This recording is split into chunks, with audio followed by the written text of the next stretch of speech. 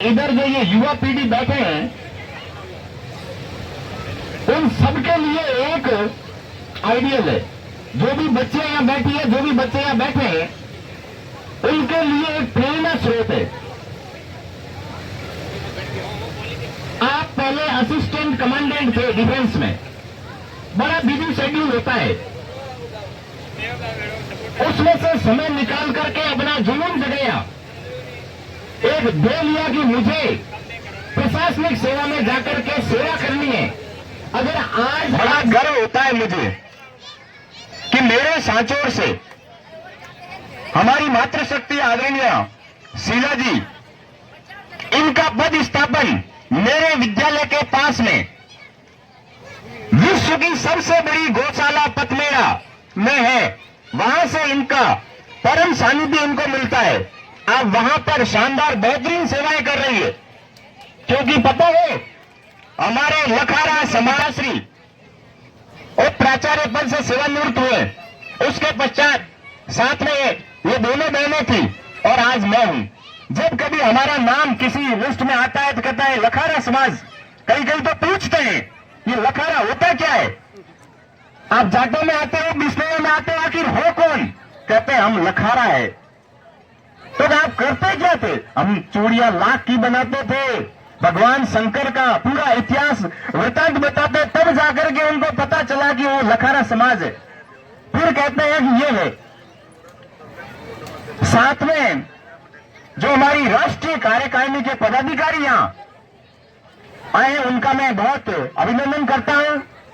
राज्य कार्यकारिणी के पदाधिकारी और तमाम जो भी जिला स्तरीय कार्यकारिणी, तहसील स्तरीय कार्यकारिणी के पदाधिकारी आए हैं, साथ में जितने भी हमारे समाज बंधु आए हैं और हमारी मातृशक्ति युवान साथियों और बच्चों, आज सबसे पहले तो ये जो लखारा विकास समिति बाड़मेर ने ये जो बीड़ा उठाया है, 20 वर्षों की कड़ी तपस्या के बाद इनकी साधना कम नहीं है। मुझे पता है किस तरह से अड़चने आती है, और अड़चने डालने वाले और कोई नहीं, हमारे समाज के बंधु ही होते हैं।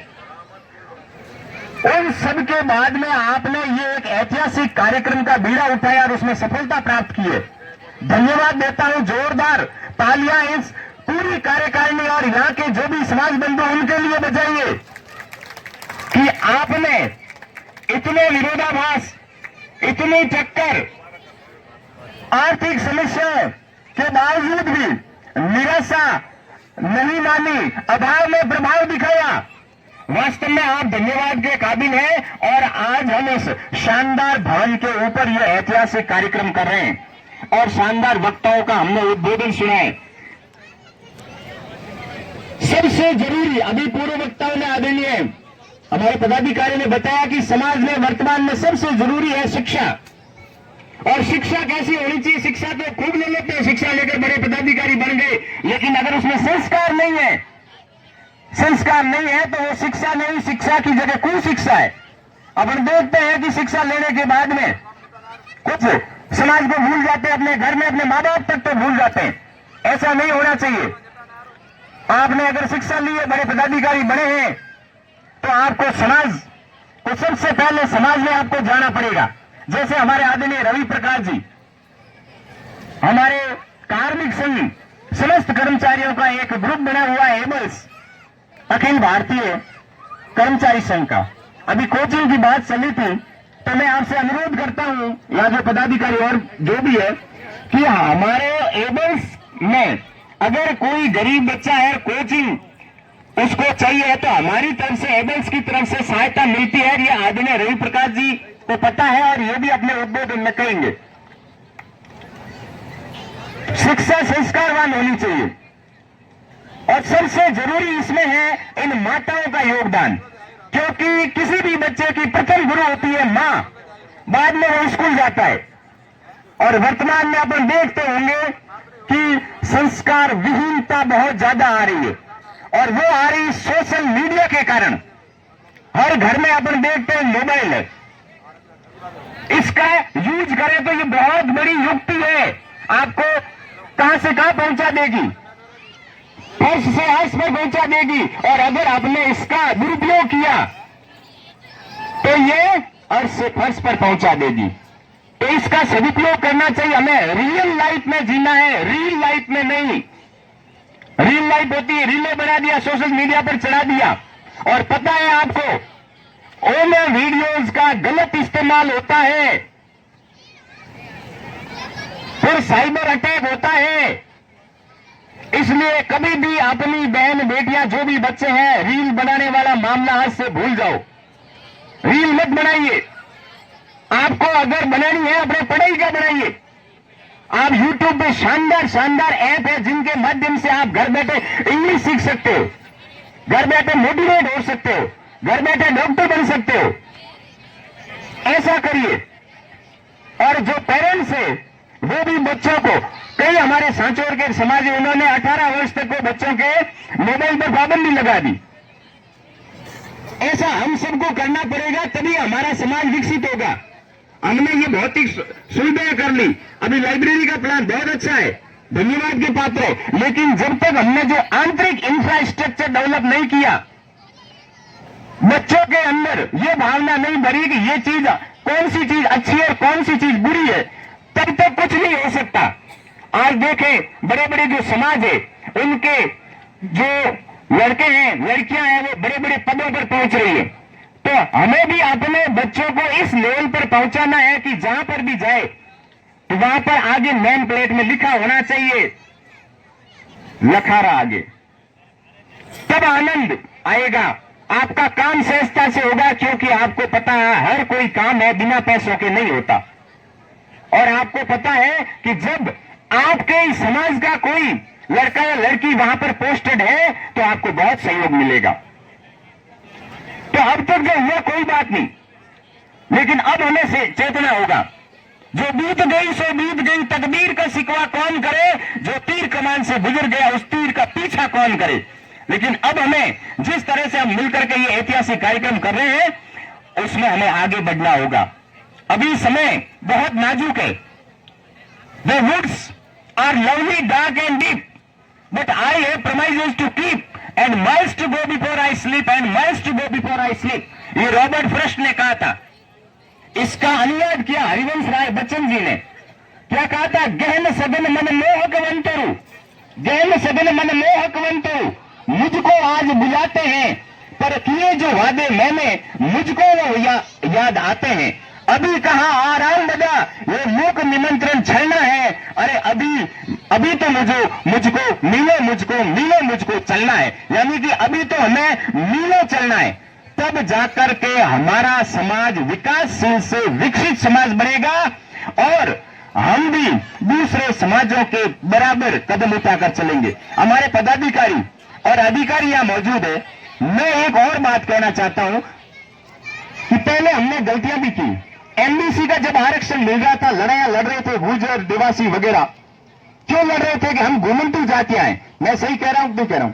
घुमंतु जातियां हैं। अब मैं आपके जानकारी में डाल दूं कि हमारे से बड़ी कोई घुमंतु जाति हो गई? लखारा यहाँ पीछे डाल करके घूमते थे गांव गांव ढाणी ढाणी। लेकिन हमने उस समय की नजाकत को नहीं पहचाना और हमने उस आरक्षण को पकड़ा नहीं। बाकी आज हम एमबीसी में होते। देवासी मेरे साथ लगे हुए हैं। मैंने सन 2018 में एक एग्जाम दिया था। हमने 2 दिनों में साथ में परीक्षा दी। उनके नंबर आए 355, मेरे आए 376। लेकिन मैं सिलेक्ट नहीं हो सका क्योंकि मैं ओबीसी में था और वो सिलेक्ट हो गए। आज वो प्रिंसिपल की पोस्ट पे है, सीडीओ बन गए। जब हम बात करते हैं तो अपने समाज को धन्यवाद देते हैं, वो बैसलाजी का कार्यक्रम रखते हैं, लेकिन हम उसमें पिछड़ गए। दूसरी प्रॉब्लम है विश्वकर्मा योजना। आप जानते हो कि सिर्फ 3.5-4% की दर में बहुत जितनी राशि चाहिए आपको मिल सकती है बैंक से और आप अपना कोई रोजगार शुरू कर सकते हो, लेकिन हम उसमें भी नहीं है। तो ये कमेटी बैठी है, उनसे मेरा करबद्ध निवेदन है कि जल्दी से जल्दी और सबसे जरूरी है कि एक तो सहयोग और एकीकरण करो। जितने भी संगठन बने हैं एकीकरण होगा, भीड़ होगी। इस लोकतंत्र में मत गिने जाते हैं, सिर गिने जाते हैं, तब जाकर के हमारा विश्वकर्मा योजना में नाम लिखा जाएगा, अन्यथा नहीं। सबको पता है कि लखारा संख्या में कितने हैं। विधानसभा के चुनाव होते हैं, हम जाते हैं वहां बीजेपी की कांग्रेस में, तब पूछते हैं आपके समाज लिस्ट देखते हैं, आपके तो 180 से नहीं आते, तब मामला दब जाता है वहां। लेकिन अगर हम राजनीतिक दृष्टिकोण से, आर्थिक दृष्टिकोण से और सामाजिक दृष्टिकोण से अगर सक्षम हो गए तो हम पीछे नहीं रहेंगे। कई छोटे समाज है लेकिन राजनीतिक दृष्टिकोण से आगे हैं। मैं तो कहता हूं राजनीति में भी आप आगे जाइए, किसी भी दृष्टिकोण से जाइए, लेकिन हमें जाना पड़ेगा, घुसना पड़ेगा, जबरदस्ती घुसना पड़ेगा।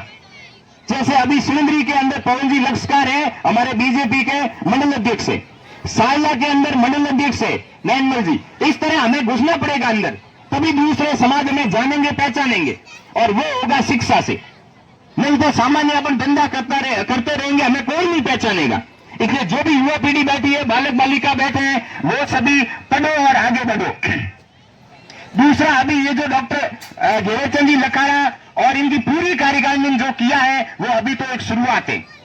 इसलिए एक चंद लाइनें हैं कि सिलसिला जर्रा जर्रा जारी है, सिलसिला जर्रा जर्रा जारी है, दूर तक है जमीन आपकी हमारी है। शुरू कर दी है नाव परिवर्तन की इन समाज सेवकों ने, अब सहयोग करना हम सबकी जिम्मेदारी है, हम सबको सहयोग करना पड़ेगा। अंत में मैं पधारे हुए समस्त जो समाज बंधुआ उनसे आग्रह करता हूं कि आप आज ही प्रण लें कि किस तरह से समाज का विकास करना है, किस तरह से हमारे घरों के अंदर शिक्षा रूपी जो उजियार है उसको और ज्यादा फैलाना है, किस तरह से अपने बच्चों को आगे बढ़ाना है, ये जरूर करें। और दूसरा, घर में बड़े बुजुर्गों की जो राय लें, बड़े बुजुर्गों का सम्मान करें, ताकि आपकी आने वाली पीढ़ी है वो भी उनका सम्मान कर सकें। ये सबसे जरूरी चीज है, उनमें संस्कार भरिए। सबसे ज्यादा मोबाइल फोन से अपने बच्चों को दूर रखिएगा, ताकि आप जब बूढ़े हो जाए तब किसी प्रकार की समस्या आपके सामने नहीं आए। बेवजह दिल पर कोई बोझ न भारी रखिए, बेवजह दिल पर कोई बोझ न भारी रखिए, जिंदगी जंग है, इस जंग को जारी रखिए। कितने दिन जिंदा रहे इसकी गिनती न कीजिए, किस तरह जिंदा रहे इसकी शुमारी रखिए, किस तरह जिंदा है इसकी शुमारी रखिए। अंत में ये है कि जिंदगी में बड़ी शिद्दत से निभाइए अपना किरदार, जिंदगी में बड़ी शिद्दत से निभाइए अपना किरदार, कि पर्दा गिरने के बाद भी तालियां बजती रहे, तालियां बजती रहे। जय लखाड़ा समाज, जय लखाड़ा समाज। बहुत बहुत धन्यवाद हमारे युवा साथी व्याख्याता